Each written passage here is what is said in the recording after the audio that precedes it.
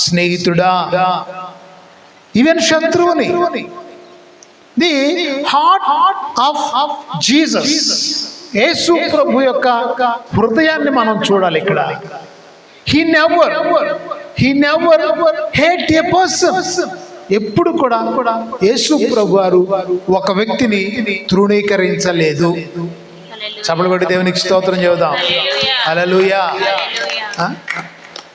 తృణీకరించలేదు. ఆయన కనికర పడ్డాడు, ఆయన ప్రేమగా పలకరించాడు. యేసు ప్రభు దగ్గరికి పట్టుకుని వచ్చిన ఒక స్త్రీని చూసి అంటున్నాడు ఆయన, అందరేమో రాళ్లతో కొట్టి చంపమంటుంటే ఈయన అంటున్నాడు, అమ్మా ఎవరు నిన్నేమి చేయలేదా? దేవునికి స్తోత్రం. ఆ పిలుపులో ఉంది దేవుని యొక్క మాధుర్యము.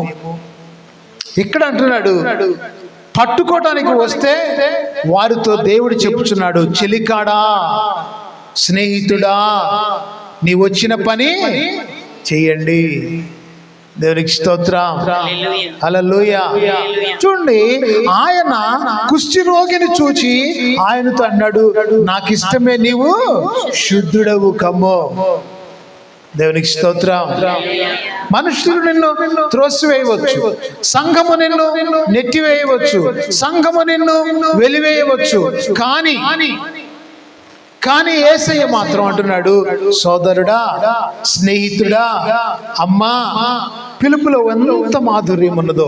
రాత్రికాల సమయంలో ప్రియ సహోదరి సహోదరుడా, ఆయన సిలువలో మన కొరకు ఇంత త్యాగము చేయటానికి గల కారణం ఏంటంటే దీని వెనుక ఉన్న ఆ ప్రేమను మనము చూడాలి. దేవునికి స్తోత్రం. హల్లెలూయా. మనము నశించిపోవుట దేవునికి ఇష్టము లేదు కనుక ప్రేమగా పిలుస్తున్నాడు. హల్లెలూయా. శత్రువును సైతము. ఏమంటే వాస్తవానికి గమనిస్తే యేసు ప్రభువును పట్టుకోవడానికి వచ్చారు వాళ్ళు. అమ్మా, ఏం చేయడానికి వచ్చారు?